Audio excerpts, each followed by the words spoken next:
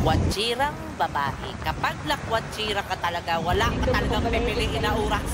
Kahit napakadilim pa sa paligid, wala talagang palalampasin na oras. Ang asawa din na sunod-sunuran, imbis na suwayin ang asawa, sunod-sunuran. Kaya grabe ang epekto sa gayuma sa babae. Kaya kahit walang tulog ang lalaki, sunod-sunuran sa asawa. Iba talaga ang gayuma sa babae. Kaya kung kaya na gayuma si Ricardo, maniwala ako na susunod yan sa babae. Kahit ginayuma man, kaya kahit anong gawin sa babae, susunod.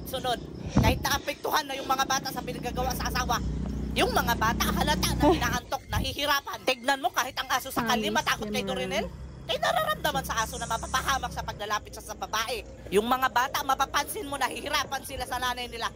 Nagsasapir. Dahil lakwatchira ang nanay nila, madamay sila sa kagalaan sa nanay.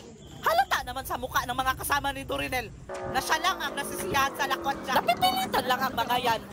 Kaya nagayuma man sa babae, ganyan ka-epekto ang gayuma sa babae. Lahat mauto, grabe ang isi sa babae. Pero pakilusin mo yan sa mga gawaing bahay, nakasimango. Pero sa lakwatsa, grabe ang buris ni Saduka. Napakasaya ninyo sa lakwatsa. Pero yung mga iniwan ninyo sa bahay, hindi ninyo naisip. Kayo lang ang nag-i-enjoy.